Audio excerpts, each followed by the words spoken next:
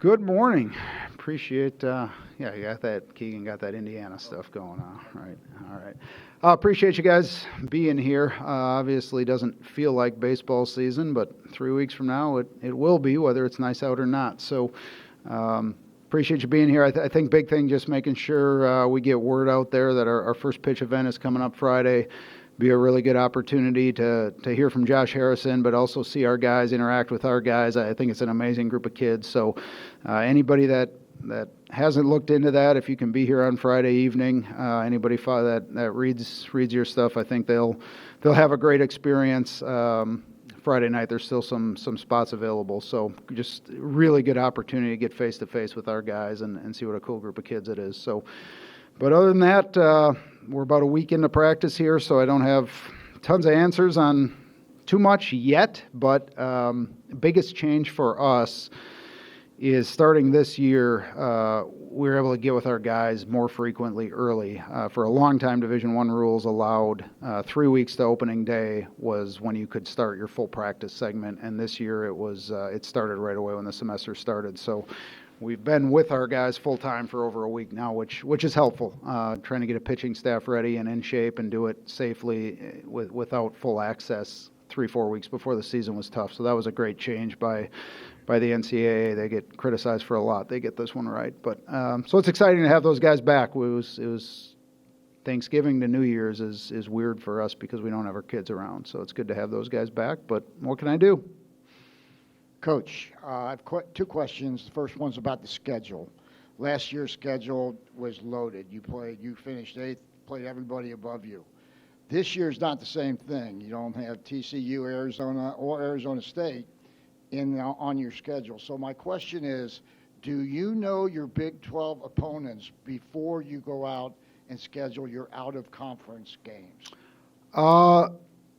In this case, we didn't, and we actually switched one weekend because of that when it came out, trying to make sure we had the right balance. Austin P was a later add to our schedule. They won, I think, 45 games last year, and we knew that would strengthen things a little bit. But I'm always a little cautious, even if I do know the schedule, to put too much stock into it, because when you got the schedule 2 years ago and you saw Cincinnati was on it, you probably thought, it was going to bang up your RPI pretty good, and they'd be a bottom feeder in the Big 12, and here we are, right?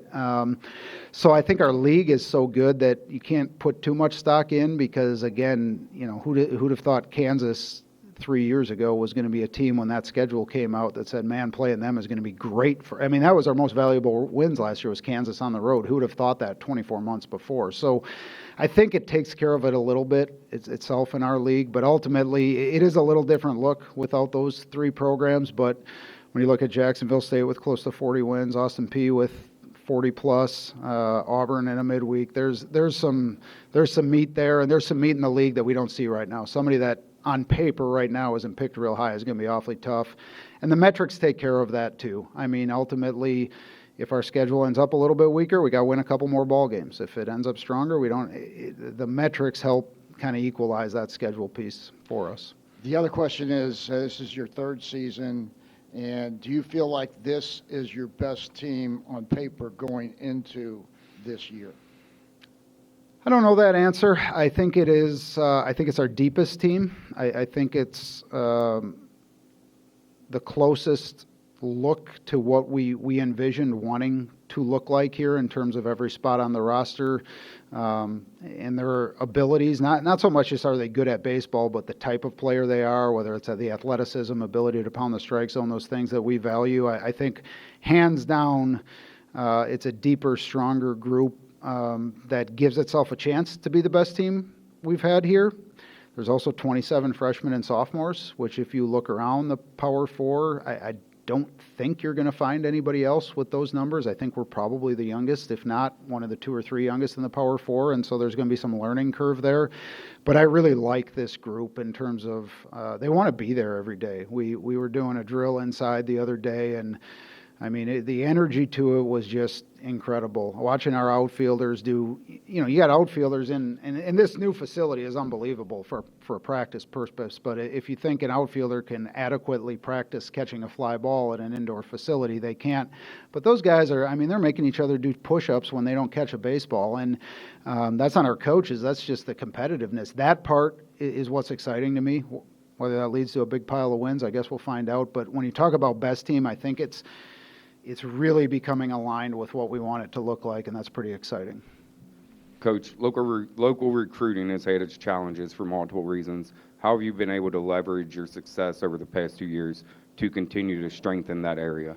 Yeah, I think your hope is that kids in the area are getting more exposure to our program than kids out of the area. And your hope is, a Jackson Reardon coming from just across the border is following the games closely, and not Jackson himself, but the next Jackson Reardon, 3 or 4 years younger, if they're going to some games, watching it on TV, seeing the win stack, seeing the fun our guys are having. You hope they start to think to themselves, my God, I have no interest in leaving this town.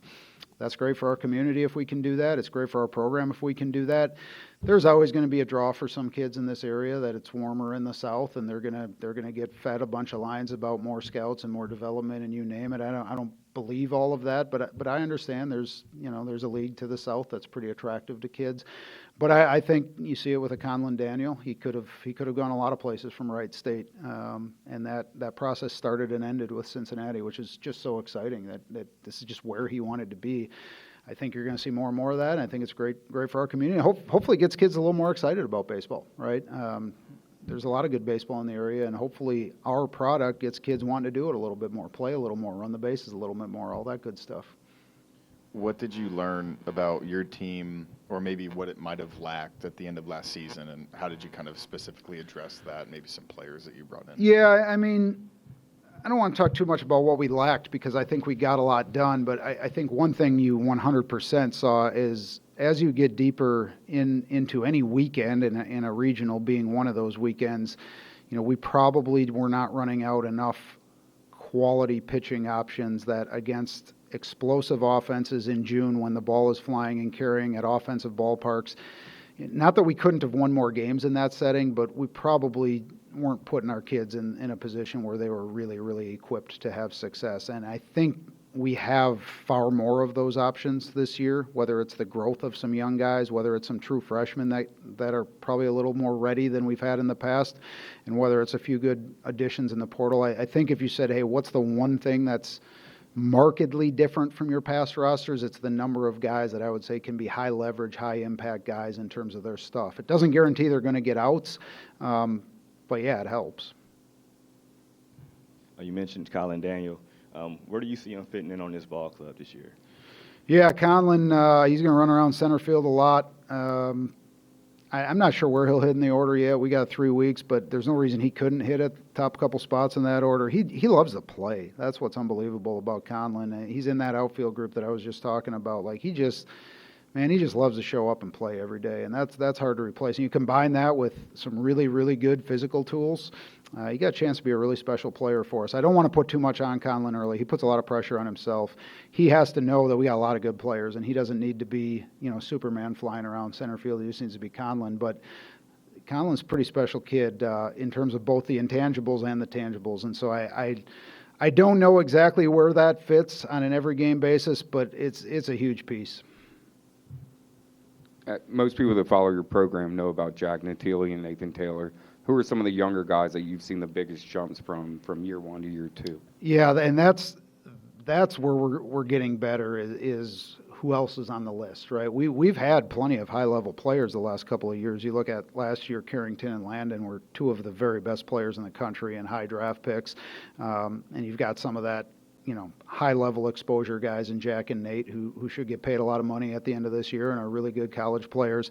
But there's another tier of really, really good players, which that part to me is where we're really headed in a good direction. So if you look around the diamond a little bit, I think we've got potentially two really good first base options in Quentin Coates and Ryan Tyranski. Quentin obviously played a lot for us in the postseason and did some good things, but he could be a really impact hitter at this level.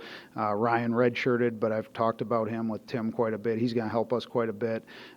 Over at shortstop, Charlie Niehaus has become just he's a really good player. And that, again, you talk about local kids. There's an example of a guy who 2 years ago was a redshirt here, probably pretty under the radar. Like he's going to be a professional baseball player at some point, and he has become a difference-making. I think some people say two-way, but for us, with the way we run the bases, three-way player. He's going to hit, he's going to run, and he's going to defend at a really high level. So that's an exciting one. I think Derek Pitts is one of the most exciting outfielders in the country. Legitimately, he just, the way he plays the outfield is he may be the best defender in the country. And I don't say those things just to say them. So there's a few names there that I think you'll see. Jackson Reardon's done a great job. Is going to see the field as a freshman. Enzo Infelice is a freshman who's going to see the field. Those guys are going to be difference makers in our program. I don't know if that'll be in February of this year or May of their sophomore year, but they're going to be impact guys. So there's a handful of names for you. Cal Sefcik played every day last year. Really good middle of the order bat for us. I'm certainly missing some guys. But on the mound, the transfer Logan Knight from North Dakota State is probably the one that's really jumped out to us as this guy's ready to take the ball on Saturday and give us a chance to win every week. I'm pretty confident saying that. Beat Kansas in a regional last year, so I don't think we should be surprised by it. But he was so good throughout the fall in terms of his consistency. Carson Marsh is going to be really good out of the bullpen. Adam Buchkowski, who we saw a lot in late game situations as a freshman, that experience is going to pay off. He's going to be really tough. Two freshmen on the mound, Connor Blue and Chad Brown, their starting point is just, and this is the same with like Enzo and Jackson Reardon, their starting point as freshmen is so much higher than most of the freshmen we've had the last couple of years, and that's exciting to see where it goes. So I know I threw a lot of names at you. I missed some others, but that's what's fun to me is it's a pretty long list of what we think are pretty exciting players that, not that we didn't have some of those guys in the past, but the ceiling for some of these guys compared to that list in years past is it's continued to get higher. Jack Natili, he was tabbed as a PG All-American, preseason All-American. Have you seen any changes in him, or how excited are you just to see him perform this season? Yeah, I think it's just second year in our program. He's a junior, but he played his freshman year at Rutgers, and new program.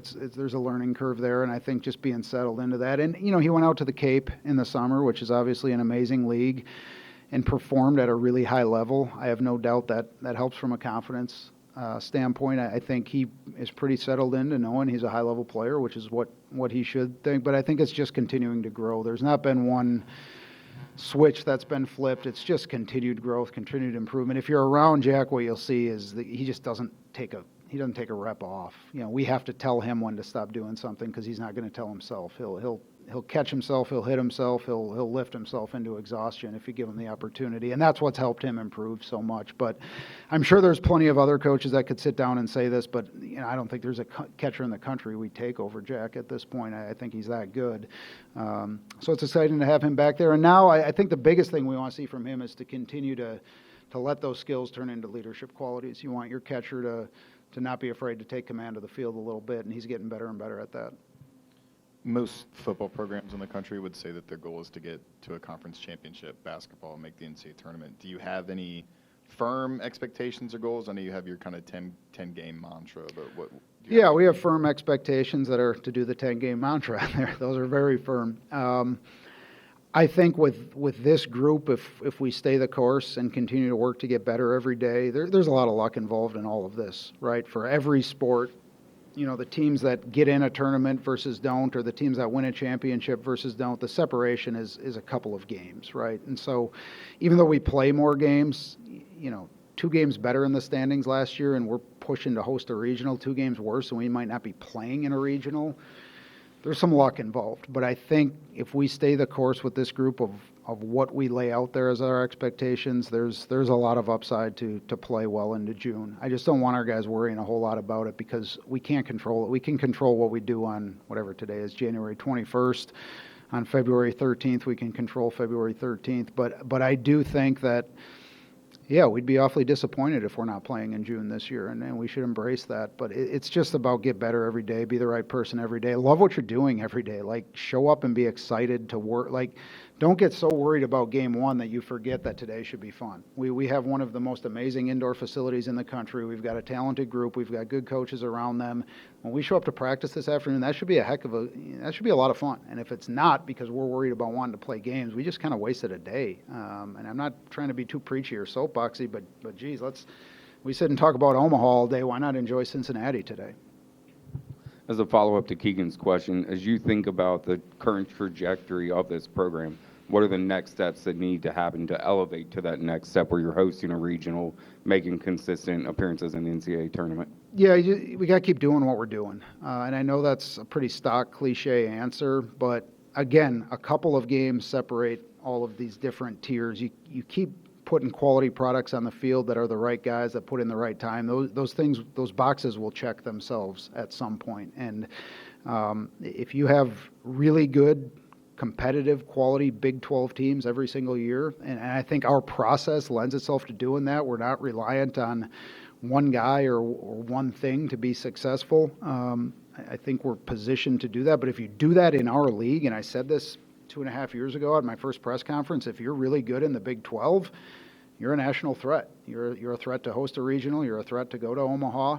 You look at the teams we played and the teams we beat last year, we know we're a real threat to do those things. And so we just got to keep repeating it. We have to keep working our butts off and recruiting the right guys. Hopefully our success helps even elevate that level of student athlete, and then we got to help them develop. We got to help them have fun.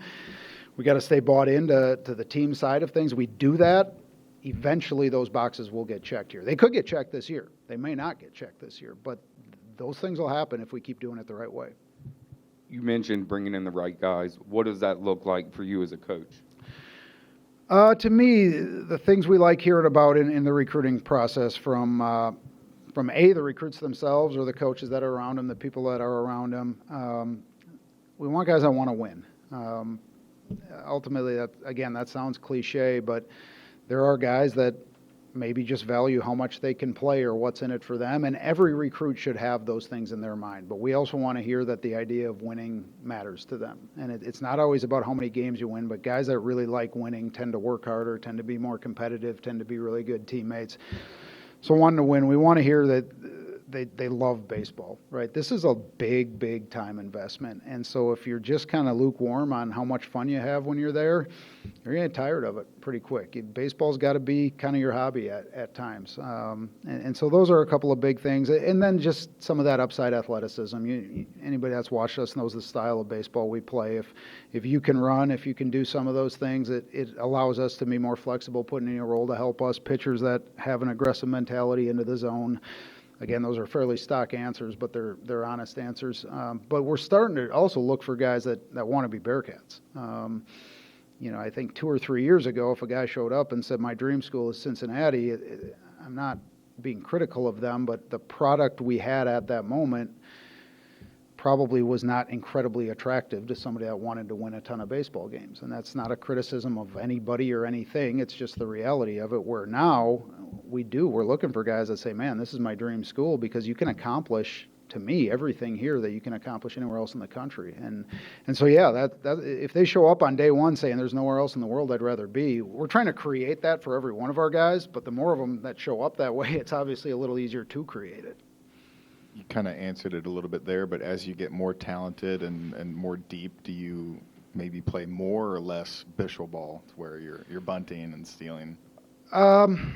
Good question. I think if I'm any kind of a coach, the players dictate a lot of that. And, we may have some lineups this year. I mean, if we've got a lineup with Jack Natilli, Quentin Coates, Enzo Infelice, guys like that are in there, if I'm asking them to bunt for hits, I'm not very good at my job, right? If I'm asking them to look like Landon Vitterick, now a lineup that's got Derek and Conlin and Jackson Smith and Charlie Niehaus and Jackson Reardon and Christian Mitchell, and I can go on with a few more names.